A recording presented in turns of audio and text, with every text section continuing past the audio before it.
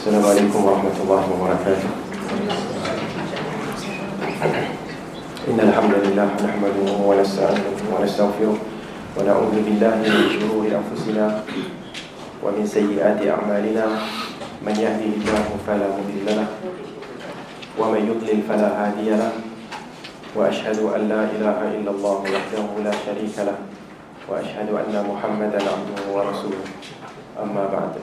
فإن أصدق الحديث كتاب الله وخير الهدي هدي محمد صلى الله عليه وسلم وشر الأمور محدثاتها وكل محدثة بدعة وكل بدعة ضلالة وكل ضلالة في النار.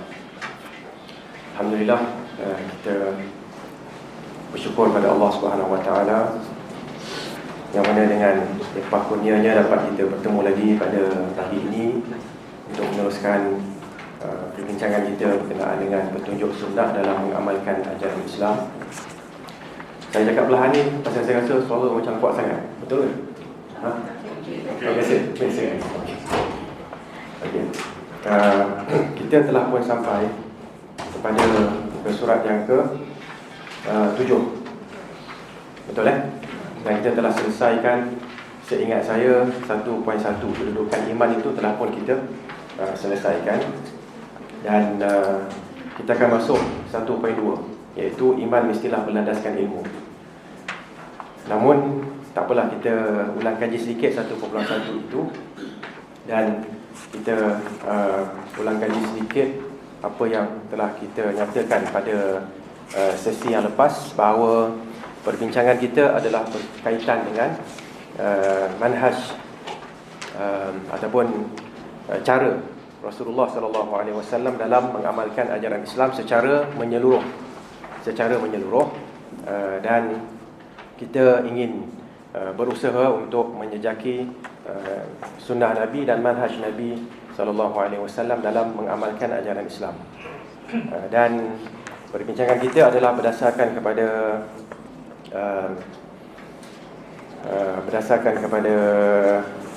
suratul Asr, iaitu Innal insana lafi khusr illa alladhina amanu wa 'amilus salihati wa tawasaw bil haqqi wa tawasaw bis sabr.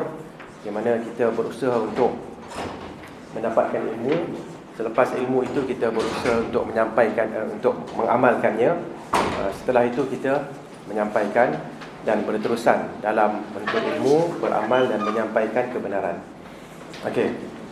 Untuk muka surat yang ke-7, iaitu berkaitan dengan kedudukan iman, kita telah pun membincangkan bahawa iman adalah syarat untuk diterima amalan. Seperti mana yang Allah Subhanahu Wa Taala nyatakan di sini, wa ma mana'ahum an tuqbala minhum nafaqatuhum illa annahum kafaru billahi wa rasulih wa la ya'tuna as-salata illa wa hum kusala wa la yunfiquna illa wa hum karihun. Yang tidak ada yang menghalangi mereka untuk diterima derma mereka kecuali kerana mereka kufur kepada Allah Subhanahu Wa Taala dan kufur juga kepada Rasulullah sallallahu alaihi wasallam, serta mereka tidak mendirikan solat kecuali dengan keadaan malas, dan mereka pula tidak mendermakan hartanya kecuali dengan perasaan benci. Ayat ini jelas menunjukkan syarat untuk amalan diterima adalah apa? Adalah iman. Sebelum ikhlas tu kan dia kena ada iman dulu. Kan, lepas iman barulah datang keikhlasan. Kalau kita tanya kan, dalam ayat ni mana yang tunjukkan ikhlas? Iman tu adalah dari sudut kafaru. Jadi orang yang kafir tu kan lawannya adalah beriman. Atau kita nak sebut lawan dia Islam pun boleh lah. Bila seseorang itu mukmin, lawannya dia kafir. Betul? Tapi bila kita sebut ikhlas, mana dinyatakan dalam ayat ini? Soalan ni kita tak tanya kan? Sesi lepas belum tanya kan? Okay? Tak apalah, saya tolong jawab mula-mula ni, terperanjat kan. Wala ya'tuna as-salata illa wa hum kusala, kan? Kusala ni bila malas ni menunjukkan keikhlasan kita bermasalah. Okey, dan sebelum tu mungkin kita nak tahu sedikitlah apa maksud ikhlas itu kan. Adakah maksud ikhlas tidak mengharapkan balasan? Ya juga kan. Tapi apa maksud sebenar ikhlas? Boleh tanya kan? Tak takut dia muka orang kan? Okay. Apa dia kita tak ada exam kan? Jangan risau.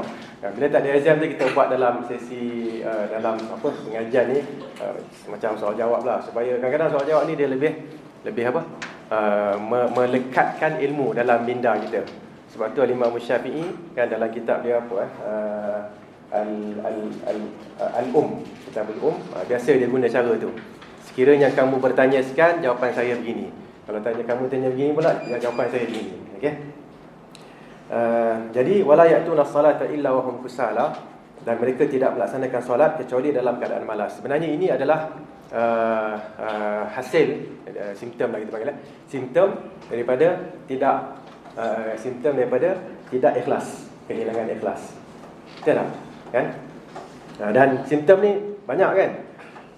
Maksud saya kadang-kadang kita ada punca dan tanda.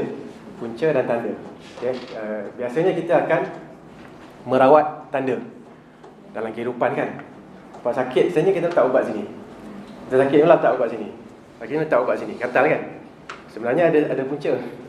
Puncanya adalah allergic contohnya kalau kulit. Betul? Kalau malas ni pun dia ada punca dia juga. Tapi kadang-kadang kita mungkin akan merawat tanda lebih daripada kita merawat punca. Okey. Jadi sebenarnya kat sini kita sebenarnya sepatutnya merawat apa? Punca tu dulu. Kan? Kalau betul-betul beriman dengan Allah Subhanahu Wa Taala, kan, kita akan ikhlas. Betul tak kenyataannya? Siapa yang beriman mesti ikhlas. Adakah begitu? Ya ke tak? Ada yang kata tak kan, khilaf ulama kan. Kita kena bezakan antara orang yang beriman dengan orang yang kuat iman. Betul tak? Apa beza kita dengan Abu Bakar As-Siddiq? Jauh kan? Okey. Apa beza Omar dengan Abu Bakar As-Siddiq? Dekat-dekat lah kot. Kita dah cerita rasanya lah, agaknya lah kat sini sesi sebelum ni. Apa beza antara Abu Bakar dan Omar? Ada tak cerita? Yang Abu Bakar bagi harta berapa? Semua kan? Omar bagi? Separuh. Kenapa Omar bagi separuh? Yalah, kenapa? Kerana dia tahu iman dia tahap tu. Abu Bakar kenapa dia bagi penuh? Kerana dia tahu iman dia tahap tu. Kita pun kena tahu iman kita tahap mana. Okey. Maksudnya kalau ada situasi-situasi yang kita rasa kita tak boleh nak berdepan dengan situasi itu, jangan bagi orang lain. Okey. Kalau saya rasa saya boleh mengajar, okeylah. Tapi saya rasa saya boleh tak saya ni nak masuk dalam satu apa panggil mengajar ni semua orang nak dengar kan? Ada tak tempat yang orang tak nak dengar? Kat mana? Tapi kalau tak silap saya, Sa'ad bin Waqqas, Nabi kata jangan derma semua harta kau. Tinggalkan 1/3 untuk anak kau. Jadi macam mana tu? Dia punya pertemuan. Tak ada pertemuan. Abu Bakar bagi semua, Omar bagi setengah, Sa'ad bin Abi Waqqas nak bagi semua, Nabi tak bagi. Nabi kata kurangkan, jangan bagi semua, setengah pun banyak. 1/3, dan Nabi mengatakan as-sulus was-sulusu katsir. Okeylah 1/3, walaupun 1/3 itu banyak. Maknanya kalau boleh kurangkan lagi. Kan? Kerana Rasulullah sallallahu alaihi wasallam dia kenal Abu Bakar, dia kenal Omar, dia kenal Sa'ad bin Abi Waqqas. Bahkan dia kenal keluarga mereka. Okay? Bila Abu Bakar bagi semua, Rasulullah tak kata pun, kenapa engkau bagi semua? Ambil balik setengah? Tak. Kan? Bahkan Abu Bakar, Rasulullah tanya, apakah yang kau tinggalkan untuk keluarga kamu? Untuk keluarga engkau? Apa jawapan Abu Bakar? Saya tinggalkan untuk mereka Allah dan Rasulnya. Kita dengar tu pun dah kena ulang banyak kali. Apa maksud saya tinggalkan untuk isteri saya Allah dan Rasulnya? Maknanya kepercayaan terhadap janji yang Allah berikan, dan juga kepercayaan terhadap janji yang Nabi berikan. Contohnya Allah dalam kalau janji Nabi sallallahu alaihi wasallam, Nabi sallallahu alaihi wasallam ada sebutkan apa? Ada malaikat yang bertebaran setiap hari mengatakan apa? Allahumma a'ti mumsikan khalafan. Allahumma a'ti munfiqan khalafan. Okey. Ya Allah, berikanlah kepada orang yang menghalang hartanya daripada infak itu kehilangan. Harta yang kehilang. Tak bagi pun hilang juga. Dan berikanlah kepada orang yang memberi itu ganti. Nampak macam hilang kan? Hilang lah. Kan? Tadi tebal kan, tu keluar lama nipis. Ni hilang ni kan, Allah akan ganti. Okey. Jadi kepercayaan Abu Bakar tu kan diketahui oleh Rasulullah sallallahu alaihi wasallam. Okay, jadi kita pun kena pastikan, adakah kita kadang-kadang kita semangat lebih kan? Bagilah kita buat sehari ni, kita buat. Semua harta kita bagi. Jangan simpan sikit. Sikit tu maksudnya banyak simpan sikit yang mencukupi dan melebihi sesuai dengan keadaan kita. Kita tak makan pagi pun kita dah marah kat bini kita kan, kalau dia tak masak kan. Betul tak? Tak tahulah saya tahu. Tapi katakanlah katalah dia janji semalam nak masak, pagi bangun pagi tak masak, kita dah rasa marah kan. Rasulullah tak kisah kan. Abu Bakar, Umar kan, dia orang boleh bertahan. Adakah kita begitu? Tak apa. Saya nak ada soalan ni. Tak ada. Maknanya konteks tu kita tak boleh gunakan sekarang maksud saya. Konteks tu kita boleh gunakan pada tahap yang bawah-bawah tu. Kata atas sekali tu amat susah. Okey. Tahap yang kedua Umar setengah pun amat susah. Kan? Tapi kalau ada, kita bolehlah sampai ke tahap-tahap yang dekat-dekat itu, okey lagi lah. Tak kira lah 1/berapa, 1/3, bawah lagi apa? 1/4, 1/5, tak kisahlah. 1/100 pun okey kan. Okay? InsyaAllah. Wala yunfiquna illa wa hum karihun. Dan ini satu benda juga antara sifat munafik apa dia? Bila beri tu dia orang sebenarnya tak nak bagi, seolah-olah terpaksa. Sebab tu kita kena cubalah kan, macam kita sebutkan petunjuk Nabi SAW, petunjuk para sahabat. Bila mereka memberi, sebenarnya mereka suka apa yang mereka beri itu daripada apa yang mereka simpan. Maknanya dia orang lebih suka memberi daripada mereka simpan. Kita kan kalau kita tengoklah buat sikit perbandingan, kalau kita memberi kadang-kadang alamak kan, kenapa aku bagi kan? Nak lawan mujahadah, apa dia panggil ni? Perasaan tu memang kena buatlah. Mujahadah tu nak melawan nafsu kita tu memang kena buat selalu. Okey. Baik. Itu adalah kedudukan iman sebagai syarat amalan diterima oleh Allah Subhanahu wa taala. Sekarang ni kita nak masuk pula iman mestilah berlandaskan ilmu. Okey. Saya baca sedikit dan kita uraikan. Iman yang dibincangkan ini bukan satu perkara yang tidak mempunyai pedoman. Okay, iman ni satu benda kepercayaan kan. Maksud iman kepercayaan yang kuat dalam hati tentang sesuatu perkara. Okay. Jadi kita tak boleh tiba-tiba nak percaya sesuatu. Kan? Saya anak yang ketiga. Kan, anak ketiga ni anak yang saya sebut anak kedua kan. Anak yang kedua ni anak yang kental. Anak yang tu kan. Ya ke? Wallahualam saya tak tahulah. Kan? Kemungkinan mungkinlah. Anak sulung, anak bongsu dan sebagainya. Tak apalah. Kalau kita melihat kepada pengalaman tak apa. Tapi lepas tu kita jadikan satu kaedah dalam keimanan. Masalah. Salah Itu yang kadang-kadang bila keluar rumah kan nampak ada burung apa? Burung merpati. Rasa sedap hati. Itu ini saya reka cipta lah kan. Kalau zaman dulu mungkin keluar rumah ada burung apa? Burung apa? Ada kat Malaysia tak ada? Kalau Arab dia burung terbang ke kiri. Dahlah burung hitam kan, gagak kan, terbang ke kiri pula. Maknanya hari ni sway. Maksudnya hari ni hari yang celaka. Masuk balik. Tak jadi, cancel semua meeting. Hari ni meeting cancel kerana ada burung terbang. Faham tak? Okey. Ataupun nak keluar rumah mungkin telan Ailio dulu. Kalau kuat belah kanan belah kiri, ada siapa pernah amalkan? Kan? Ada lagi satu. Apa dia? Telan Ailio bunyi tak dengung. Dengung dekat harkong. Pum itu. Kalau bunyi bagus. Kalau bunyi bagus. Kalau tak bunyi jangan keluar. Kan? Yang saya dengar kanan telinga ni kan. Dia mana kuat dah. Dia kek kan kanan kiri tu kan. Wallahualam lah. Benda-benda macam tu. Okey, ini adalah bukan berdasarkan pedoman. Ini adalah berdasarkan apa? Kepercayaan yang karut-marut. Okay, kepercayaan karut-marut ni masih ada lah kan dalam masyarakat kita. Kadang-kadang kita garu-garu tangan kan, banyak ni rezeki ni. Apa benda je kan, basuh tangan tak betul, kita rezeki kan. Contohlah, okey.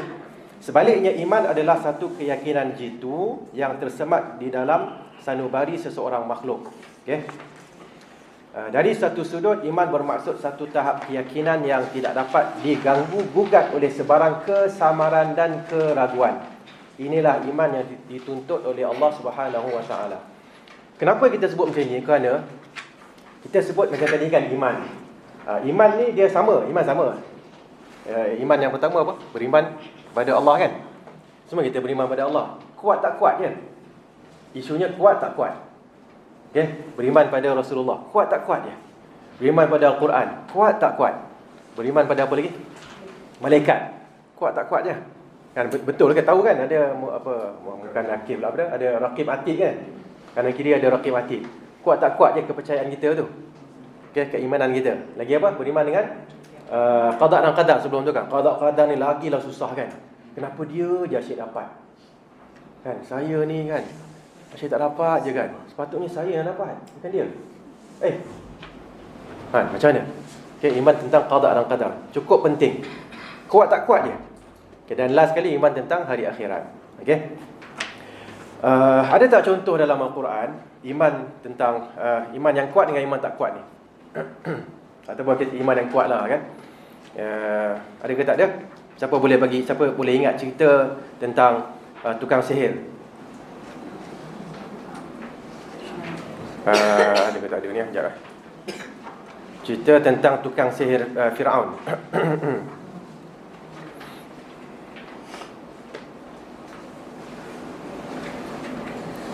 Okay, cuba tengok dalam surah Taha ayat yang ke-71. Baiklah ada application ni kan. Okay. 70 lah, start 70 Sebenarnya sebelum tu lagi panjang lah, daripada rasanya 65 ataupun start permulaannya daripada fa'ajmi'u kaidakum summa atuni saffa. Banyak lagi lah, saya cari puncanya kat mana ataupun permulaan dia.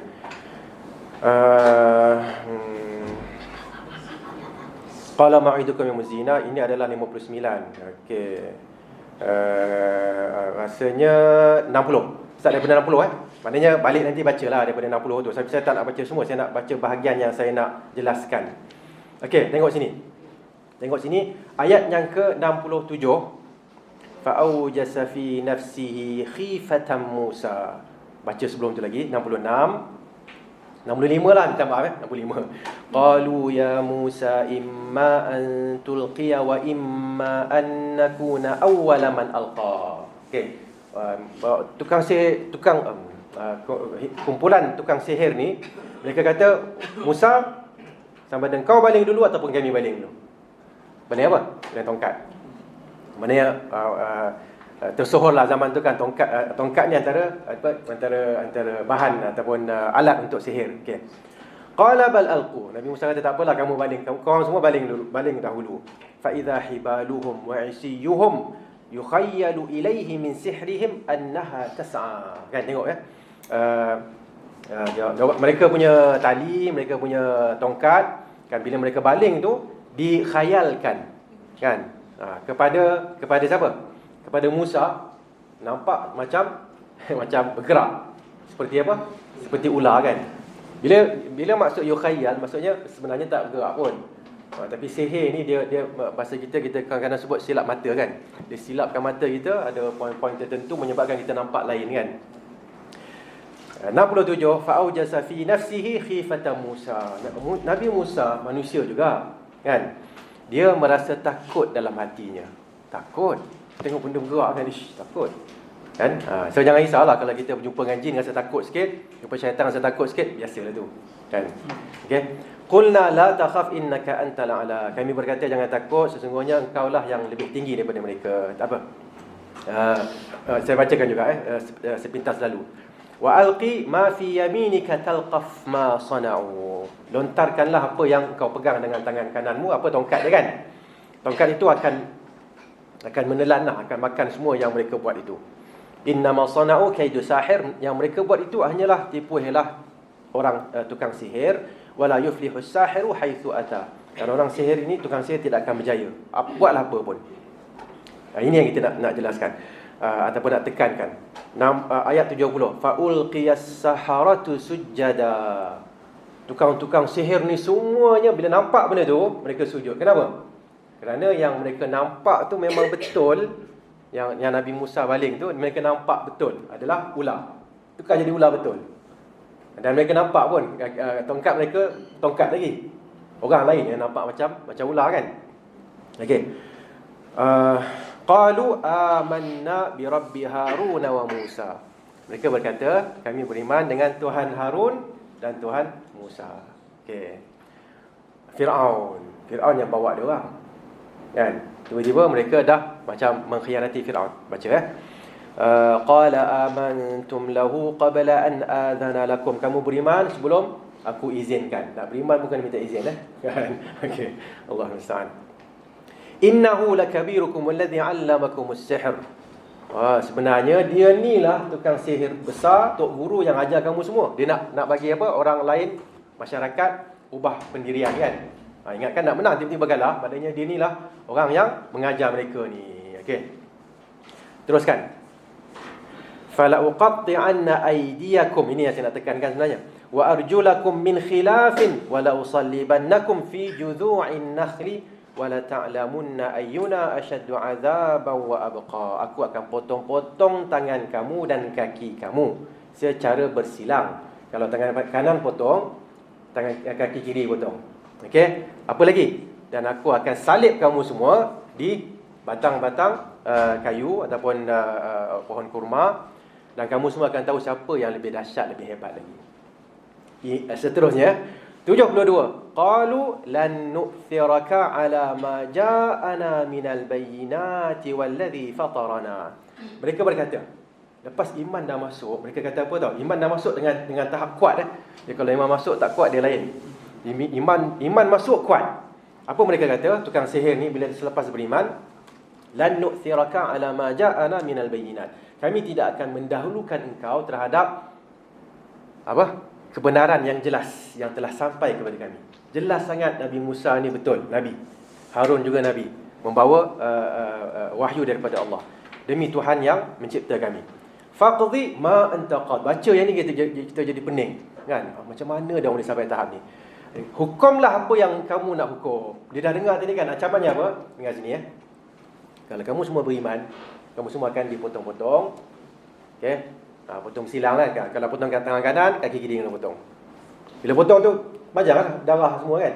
Okey, dan akan dibiarkan salib. Bila salib ni maksudnya biar matilah siksaan. Okey, dengar yang tu pun mereka tak kisah. Faqdi ma anta qad. Okey, kerana kami sedang membezakan antara ancaman Firaun dan ancaman kamu wahai Firaun dan wahyu yang benar dari Allah Subhanahu Wa Taala yang sampai melalui Nabi Musa dan Nabi Harun. Antara dua ni jelas sangat. Kau nak buat apa kau buatlah. Okey. Innama taqdi hadhihi alhayat ad-dunya. Sesungguhnya yang kau buat ini hanyalah di dunia ini sahaja. Azab yang besar ke akhirat nanti. Nampak kekuatan iman mereka tu kan dengan wahyu dan juga dengan hari akhirat. Okey, teruskan. Inna amanna bi rabbina. Dia lepas dah iman tu kuat, mereka akan mengikrarkan iman tu kan. Inna amanna bi rabbina. Sesungguhnya kami benar-benar beriman dengan Tuhan kami. Liyaghfira lana khatayana. Supaya Allah ampunkan dosa kami. Wa ma akrahtana alaihi minas sihr. Dan juga sihir yang kau paksa kami buat. Okey. Wallahu khairun wa abqa. Sebab ni semua menunjukkan kekuatan iman mereka. Allah itu lebih apa? Lebih baik balasannya apa semua, dan lebih kekal azab dia lebih kekal dia punya nikmat. Jadi kenapa nak ikut engkau ni? Azab kau ni tak lama pun. Kalau kena potong-potong tu kan kena biar berapa lama? Sejam? 2 jam? Tak try lagi kan. Kita tak nak pun masuk dalam keadaan tu kan. Tapi paling banyak pun dia sejam, 2 jam, 3 jam. Dan habis. Dengan akhirat. Dia orang dah bezakan yang tu.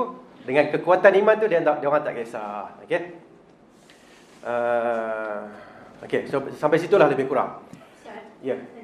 Maknanya ahli-ahli sihir ini telah mendapat dakwah daripada Nabi Musa berkenaan dengan keadaan akhirat, usaha pahala semua. Ya. Yalah, benda tu dah Nabi Musa dah sampaikan. Nabi Musa dah sampaikan benda tu dah sampai pun pada mereka. Tapi tak berapa percaya lagi lah. Dia macam mana nak bagi orang tu percaya? Kadang-kadang kita dengar macam-macam. Dengar, tapi dengar je lah. Kan? Dan sebab tu dalam pepatah Arab mengatakan laisa ra'in kaman sami'. Tidak sama orang yang melihat dengan orang yang dengar. Dengar tu okey, kan, tapi lihat betul-betul benda tu lain. Okey? Jadi dalam perkara ni dakwah Nabi Musa dah tersebar dah, bukan tak tersebar. Kan, dan iyalah Firaun dah membunuh orang kan, anak-anak Bani Israel lah kena bunuh apa semua kan. Benda tu dah tahu dah. Kan, tukang sihir pun dah macam-macam dah ada orang, iyalah dia pengikut, dia adalah di bawah kuasa Firaun. So benda tu dah sampai sebenarnya. So bila datang betul-betul barulah dia nampak kebenaran tu, yakin, terus beriman. Dan terus beriman tak tarik handbrake lah. Kan? Dengan penuh kekuatan. Itu yang saya nak sebut kat sini. Beza antara iman dengan iman yang kuat. Sebab tu Nabi Muhammad sallallahu alaihi wasallam sebutkan al-mu'minu al-qawi. Kan, orang beriman yang kuat. Khairun wa habbu ila Allah, lebih baik dan lebih disukai oleh Allah Subhanahu wa taala minal mu'minit dha'if, daripada orang beriman yang lemah. Okey, lemah sini kuat dan lemah ada dua maksud kat sini. Sama ada spiritualnya ataupun fizikal. Banyak di kalangan kita bila guna hadis ni dia akan kata yang orang beriman yang tough lebih elok daripada orang iman yang asyik tidur je kan. Itu betul juga. Kan? Betul juga. Tapi yang sebenarnya adalah orang yang imannya kuat. Orang yang imannya kuat tak sama dengan orang yang imannya lemah. Tapi wa fi kullin khair. Nabi kata, dua-dua ni ada kebaikan. Selagi mana ada iman dia kuat ke, iman dia lemah ke, masih lagi baik. Okay? So memang kadang-kadang kita dengar macam-macam. Selagi mana kita tak nampak, kita tak apa-apa nak terima. Nampak terus terima. Kalau lepas tu orang cakap lah apa pun, tak kisahlah. Okay? Sebab tu tambah sikit lah. Macam Rasulullah SAW dah tengok syurga dan neraka kan, Isra' Mi'raj kan, dia dah nampak semua kan. So bila balik, ada dia kisah kalau orang nak seksa dia? Tak kisah pun. Para sahabat kan, dah nampak macam-macam mukjizat apa semua kan, kena seksa, ada mereka kisah? Tak kisah pun, pasal dah nampak jelas dah. Okay? Sebahagian orang Quraisy yang tak beriman tu kan, mereka tak berapa jelas lagi, tapi bila dah jelas dia beriman, dia tak ragu-ragu lagi, tak memberikan ruang untuk keraguan dan syak wasangka lagi dalam hati mereka. Okey, ini yang kita kena apa? Kita kena cari. Macam mana nak cari benda ni? Kan, kalau sebelum saya ditanya kan, macam mana nak dapat iman yang kuat kan? Saya tanya soalan tu dulu. Kalau nak dapat tu nak tahu standing kita tu kat mana, dia pastinya iman kita memang banyak masalah. Kan, itu memang pastilah. Tak kira lah ustaz ke kan ataupun bukan ustaz, iman kita memang banyak masalah. Betul tak? Okey. Ustaz pun kadang-kadang macam-macam lah kan. Manusia juga. Okey. So macam mana kita nak kuatkan? So kita punya iman dah berbeza-beza kan. Ada orang kena darah sikit dia relax, tak apa, innalillah kan. Tapi kalau kena teruk lagi dia dah lupa dah innalillah tu. Kena sikit-sikit dia ingat. Tapi kalau yang besar-besar tu dah tak ada innalillah. Kenapa aku? Kenapa bukan orang lain? Kenapa tak dia yang jahat tu? Dan kenapa aku yang baik ni kena? Sudah kan. Dah macam seolah-olah dah pasti dah kita ni ahli syurga kan. Nampak tak? Dah pasti dia tu ahli neraka, kenapa tak kena dia?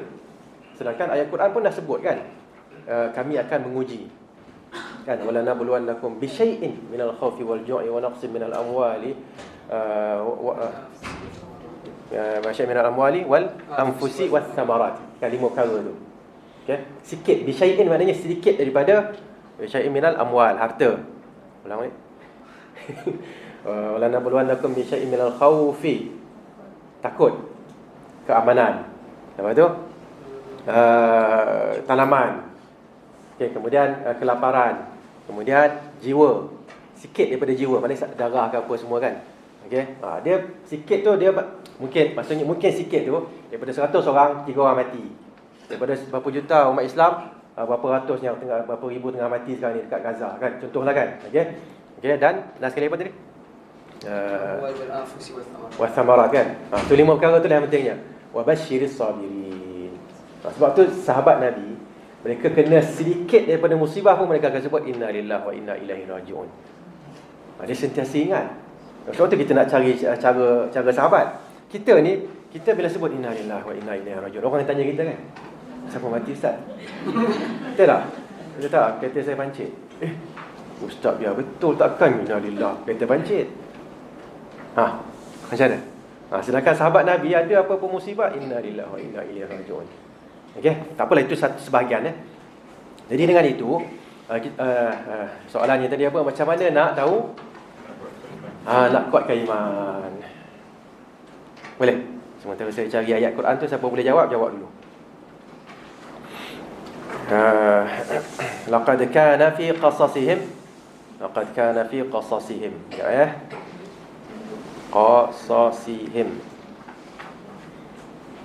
wa rusulan qad qasasna 'alaika min qabl wa rusulan lam naqsus 'alaika. Okey, surah Yusuf ayat yang ke-111. Cuba tengok sekejap. Yusuf 111. Laqad kana fi qasasihim 'ibratun li ulil albab. ما كان حديثا يفترى ولكن تصديق الذي بين يديه وتفصيل كل شيء وهدى ورحمة لقوم يؤمنون. Surah Yusuf ayat yang ke-111. Surah Yusuf ayat yang ke-111. Yusuf surah nombor berapa? Saya tak ingat apa. Surah nombor 12 ayat 111. Okey, bahagian pertama tu sebenarnya laqad kana fi qasasihim ibrah. Sesungguhnya dalam kisah-kisah mereka ada pengajaran li ulil albab, bagi mereka yang apa? Ulil albab maksudnya apa? Ulil albab maksudnya yang berfikir, yang cerdik lah kan. Okey, orang yang cerdik ni sentiasa mencari ibrah. Okey, sentiasa mencari pengajaran. So jawapan ringkas, kalau macam mana nak kuatkan, baca kisah-kisah Nabi, baca kisah-kisah sahabat. Okey. Bila baca tu, baca, kekuatan tu akan datang. Sebab tu kalau tak baca boleh tak. Saya kalau baca saya mengantuk, kan? Saya nak buat apa? Dengar lah. Kan ada orang dia tak boleh baca. Dia tak boleh baca kan? Baca ngantuk. Saya antaranya lah kan. Kalau saya baca saya akan ngantuk kan. Saya kena buat apa? Dengar lah. Kalau dengar pun tak boleh tidur. Kalau dengar pun tak boleh buat apa? Dia letaklah yang video ke apa ke kan. Dia macam-macam, bukan tidur kan, letak video kan, letak video kan, macam-macam video ada sekarang ni. Kita dengar dan lihat. Ada orang kena dengar dan lihat kan. Katakan saya depan video pun saya mengantuk juga. So mungkin dia kena berjumpa lah dengan orang untuk ceritakan. Tanya saya siapa, tak semestinya ustaz ataupun ustazah. Ada orang yang pernah dengar cerita tentang apa-apa, kata saya ni, saya rasa macam tak berapa kuat lah saya punya, bila kena musibah saya rasa tak kuat. Ada tak kisah-kisah yang boleh menguatkan saya? Kawan yang tahu tu ceritalah. Cerita tentang Ummu Salamah contohnya kan. Ummu Salamah suaminya meninggal, Abu Salamah kan. Dan Ummu Salamah kata, saya telah mendengar daripada Abu Salamah menceritakan kepada saya bahawa Nabi berkata, sesiapa yang ditimpa musibah hendaklah dia baca inna lillahi wa inna ilaihi raji'un. Lagi, Allahumma ajurni fi musibati wa akhlif li khairan minha. Kan? Tambah dua ni. Ya Allah, berikanlah pahala dalam musibahku ini dan gantikanlah untukku yang lebih baik. Tapi dia fikir sekarang ni, siapa lebih baik daripada Abu Salamah? Tak ada orang lah kan. Dia baca yang ni okey, dia baca yang kedua tu okey, minta pahala. Baca ya Allah, gantikanlah untuk aku seorang suami, maksudnya seorang suami lebih baik daripada Abu Salamah. Dia dengar dia nak baca tapi dia tak apa-apa nak baca. Tapi dia percaya jugalah Nabi cakap begitu. Dia pun baca. Lepas tu Allah gantikan dengan Rasulullah jadi suami dia. Okey? Jadi kita kena keyakinan tu, kena baca kisah-kisah ni. Bila baca kisah-kisah ni kan, ataupun mendengar, ataupun lihat, ataupun kita dinasihati, diingatkan dengan kisah-kisah ni, bila benda tu berlaku kita akan teringat.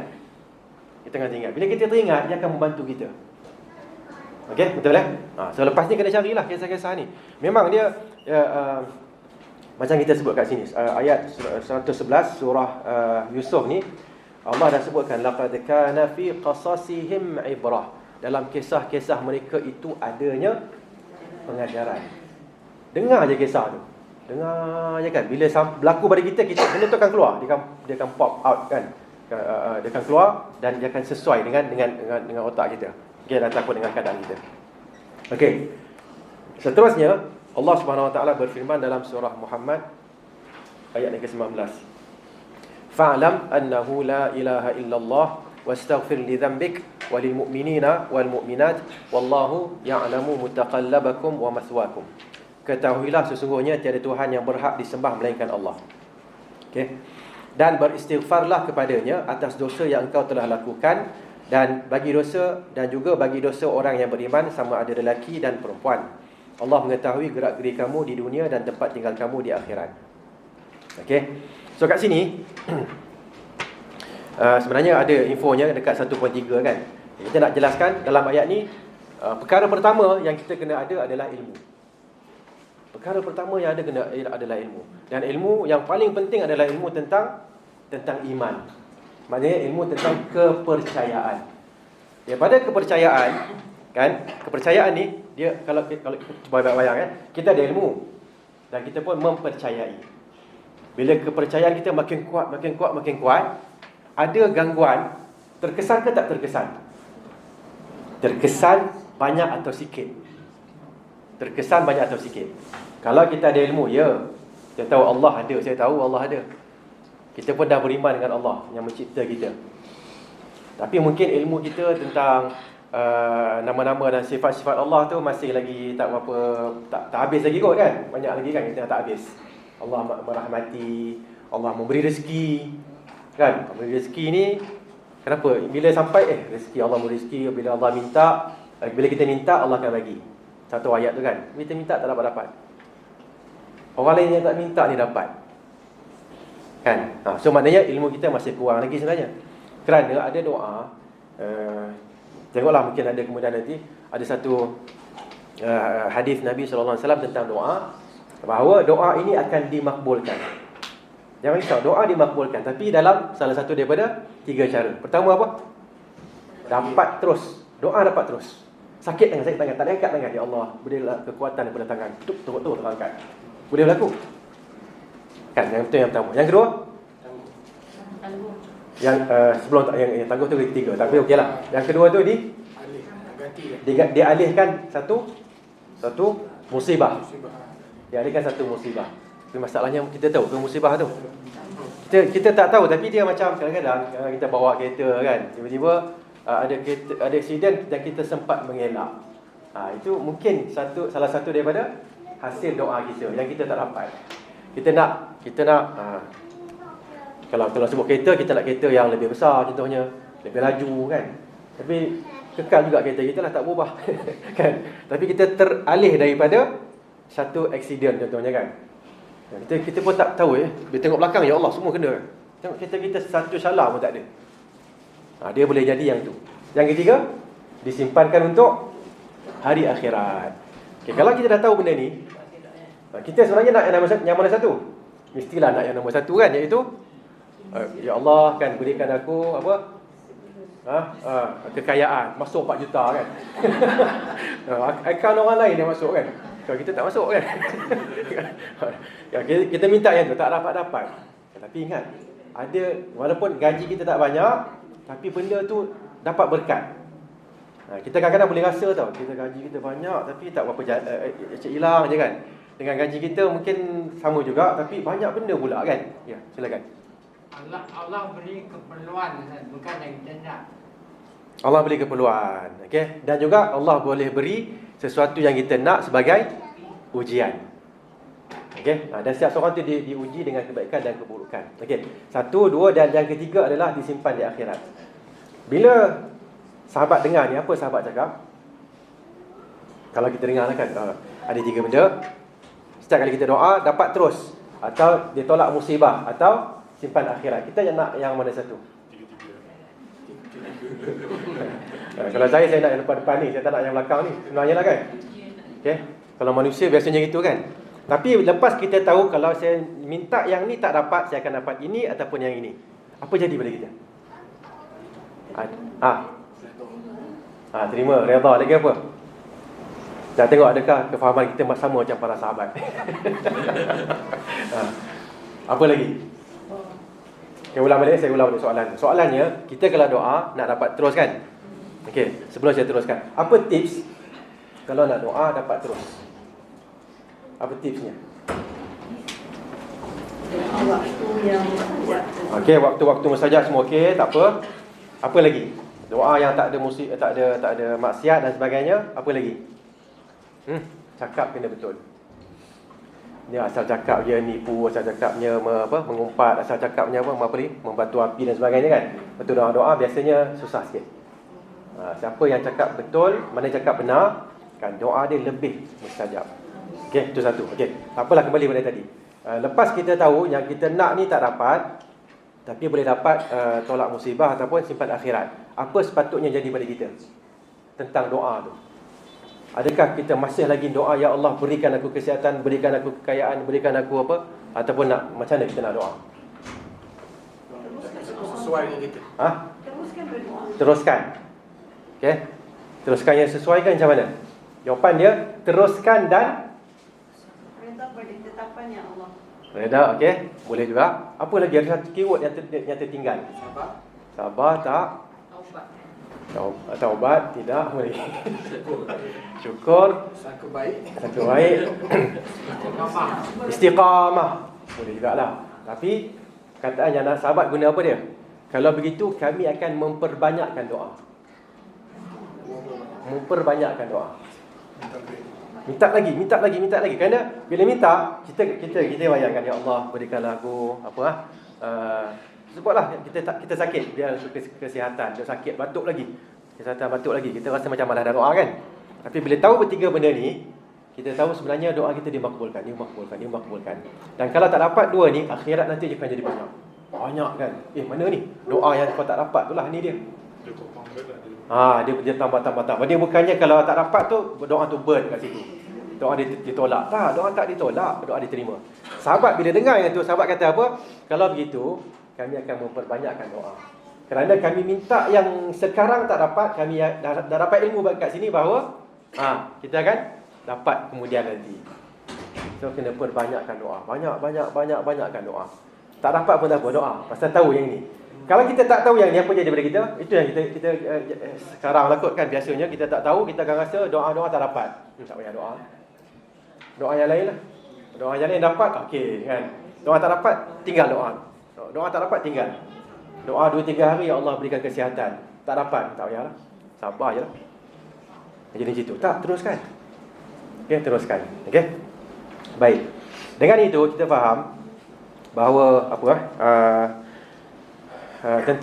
tentang ilmu ni kan, ilmu untuk iman kan. Ilmu untuk iman.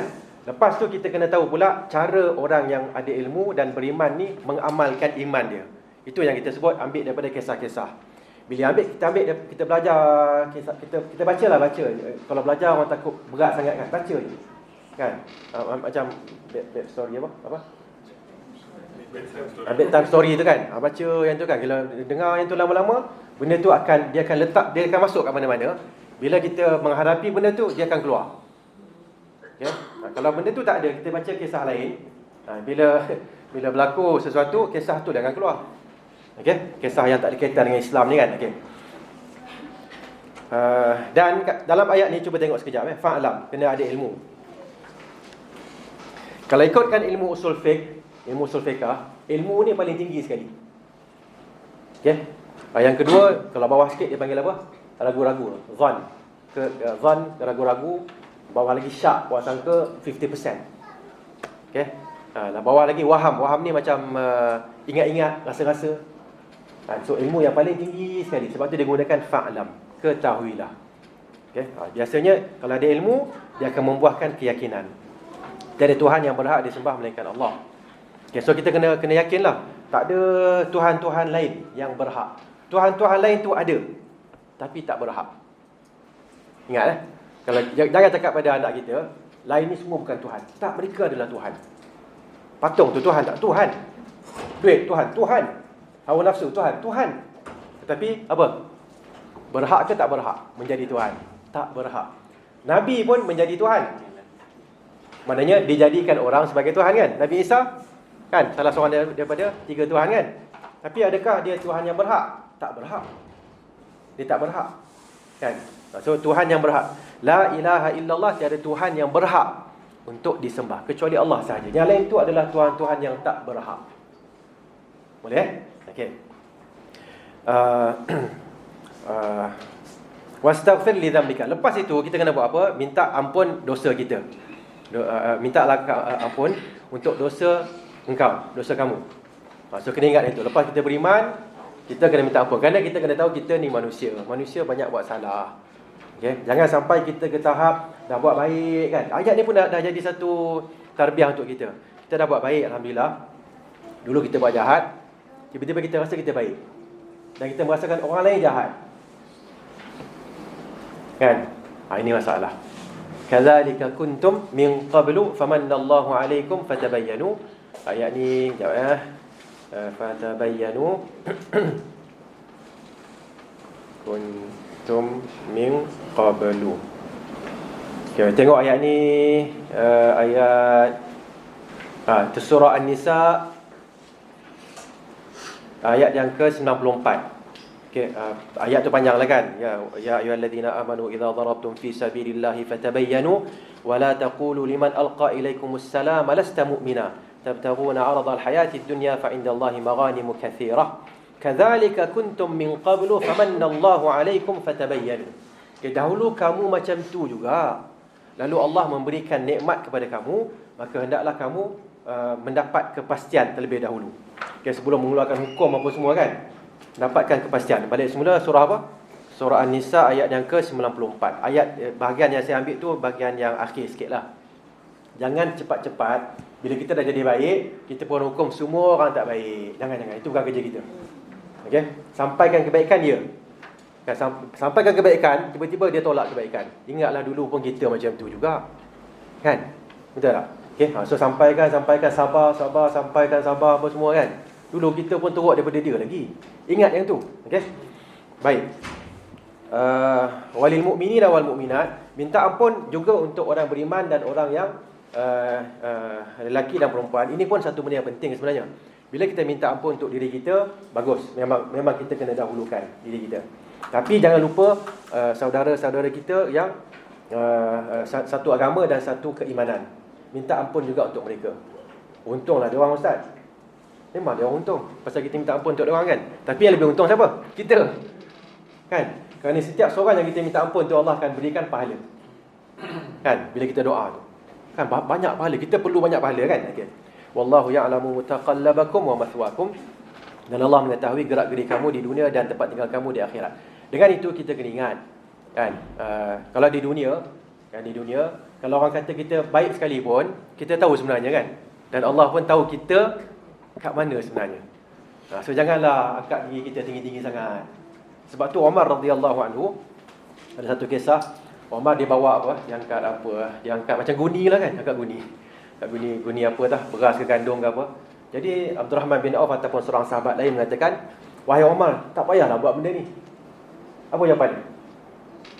Jawapan dia, aku ni sekarang adalah Amirul Mukminin. Betul? Orang datang jumpa, rombongan yang datang jumpa dalam keadaan muti'in, taat dan mendengar. Jadi terasa macam hebatlah aku, nakhwah, terasa macam ada kehebatan, takjub sikit. Sebab tu aku nak, diri aku ni rasa macam takjub, aku nak apa? Rendahkan balik. Umar dia ajar kita macam-macam.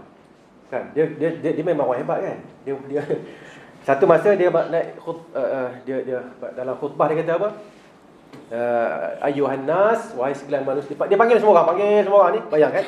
Panggil semua orang, wahai sekalian manusia, saya ni adalah seorang anak pada seorang wanita kan, yang dahulunya kami makan daging kering. Wassalamualaikum, turun. Itu je khutbah dia. Kita dengar apa mesej ni. Jadi sahabat pun tanya lagi kan, kalau tak silap Abdurrahman bin Auf tanya kan, kenapa cakap macam ni? Engkau telah menjatuhkan diri engkau, wahai Umar. So Umar kata, lebih kurang tadilah, saya nampak macam saya ni hebat, jadi saya memang nak jatuhkan diri saya. Ada kita buat macam tu. Oh, kita kalau ada hebat, kekal hebat lah kan. Betul tak? Dah susah-susah orang apa? Orang salam cium tangan. Tak kita tarik. Buat apa? Biar. Angkat tinggi je kan. Tak kan. Kita kena tahu benda tu. Okey? Jadikan, sebab tu kita nak tengok apa Rasulullah buat, apa Umar buat. Kan? Orang datang sujud pada Rasulullah kan. So Nabi kata apa? Jangan, memang kenapa sujud ni? Sujud hanya boleh kepada Allah. Kalau boleh sujud, isteri sujud kepada suami. Kalau boleh, itu pun tak boleh. Kan? Pada Rasul pun tak boleh juga. Okey. So kita cubalah cuba tengok sambil-sambil saya sebut ni saya akan apa yang saya ingatlah daripada perbuatan Rasulullah, para sahabat, untuk kita cuba kaitkan apa yang kita baca ni dengan mentor kita kan, Rasulullah, para sahabat dan ulama-ulama. Okey. Teruskan. Meskipun begitu, iman yang sebegini rupa bukanlah satu perkara yang misali atau fantasi. Okey. Maksudnya kalau tak silap ada seorang lagi sahabat, seorang lagi ulama, Abdullah bin Mubarak ataupun yang lain, saya lupa namanya. Seorang yang hebat juga kan. Dia pergi nak ambil air, dia beratur sekali dengan orang dekat perigi kan, ambil kan. Bila berebut ni sampai dia sampai dia terjatuh, terduduk kan. Dia bangun balik. Anak pun datang, tak apa ustaz duduk belakang. Kami buat kan. Syekh, jangan. Kata tak.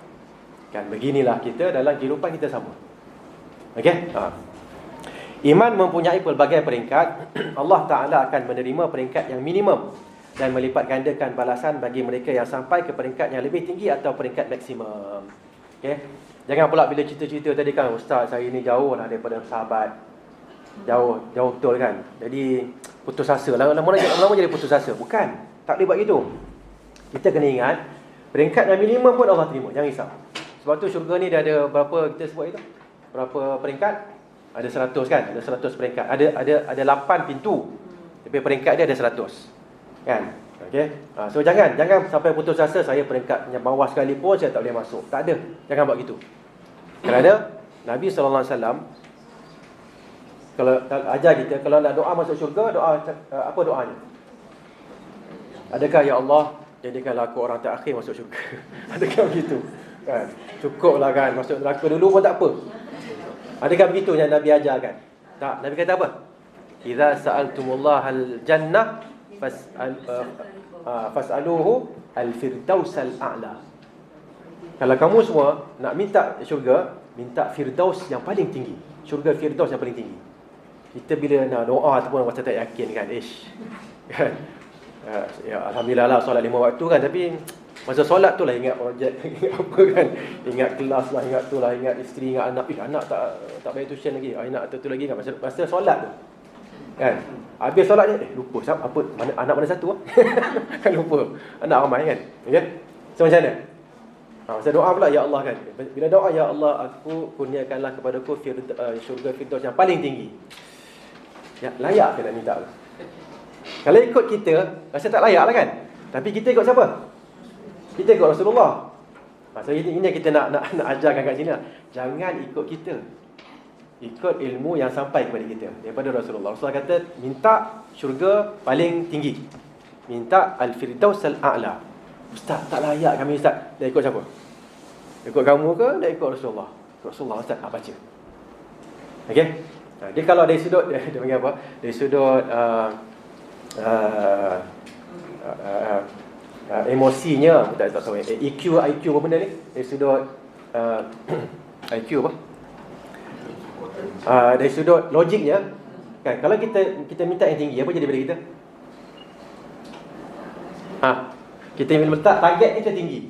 Saya berharap nak hafal 1 juzuk. Kan, dengan saya berharap nak hafal 30 juzuk. Sama tak orang? Dua orang? Tak sama. Kerana yang nak 30 juzuk dia akan usaha nak sampai 30. Tapi kalau nak 1 juzuk, dia dah baca 1 muka surat pun ada 19 muka surat lagi, tak ada hal. Sikit dia buat kan. Habis 1 juzuk settle lah. So tak sama. Dari sudut motivasi dia tak sama. Sebab tu Rasulullah ajar kita untuk letak yang paling tinggi. Anak kita kata saya nak jadi macam baba, macam papa, nak jadi macam mama. Okey tak? Dan kita ni orang berjaya. Bagus tak? Bagus ke tak bagus? Tak bagus. Pasal kejayaan kita ni ada lagi orang yang lebih berjaya. Ya, okey lah tu kan. Okey. Tapi sepatutnya kamu punya, Along punya ni lebih tinggi lagi. Kan? Papa ni, mama ni ataupun abi umi ni masih lagi bawah kan. Tengok orang yang lain. Siapa dia yang saya nak tengok, ajarkan bagi dia. Orang ni kan. Kalau boleh sahabat Nabi, ulama lah apa semua kan.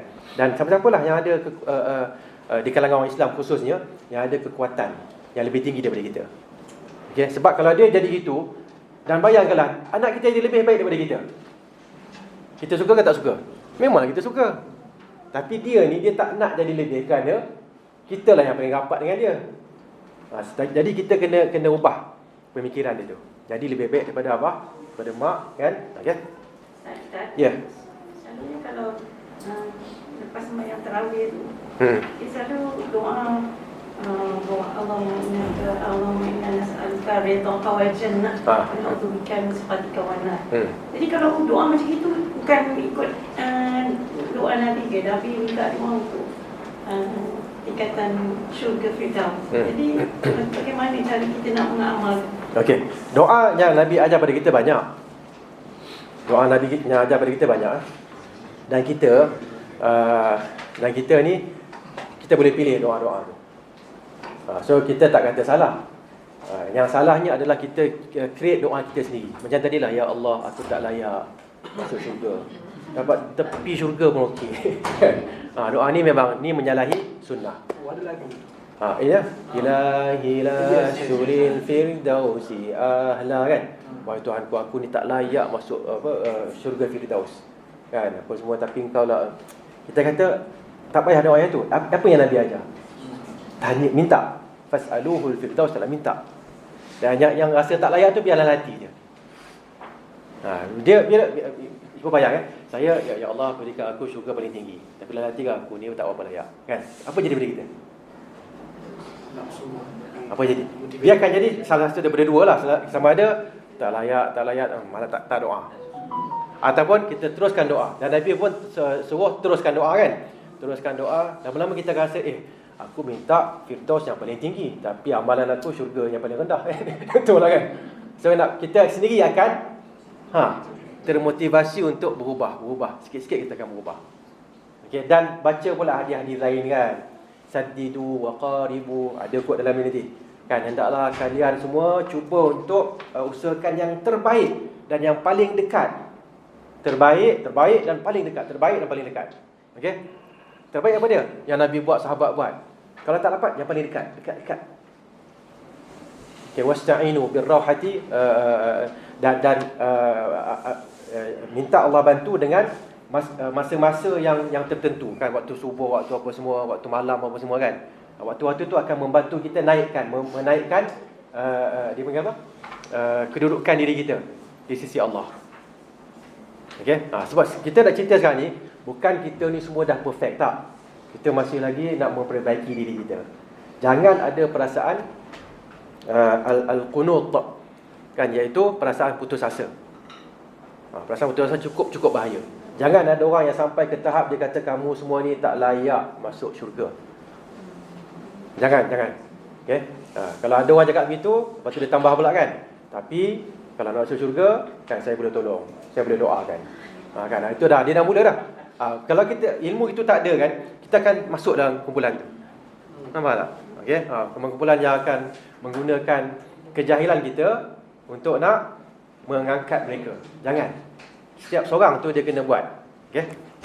Baik. So dengan itu doa banyak, kita pilih doa-doa tu. Okey, insya-Allah. Dan ayat ni kita dah baca pada kelas yang lepas, surah Fatir ayat yang ke-32.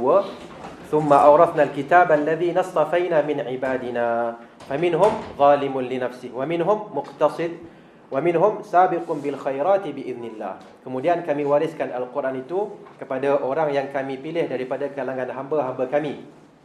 Tengok mereka. Cuba bayangkan kalau ayat ini mengatakan orang yang mewarisi kitab iaitu Al-Quran hanyalah orang yang paling hebat sahaja.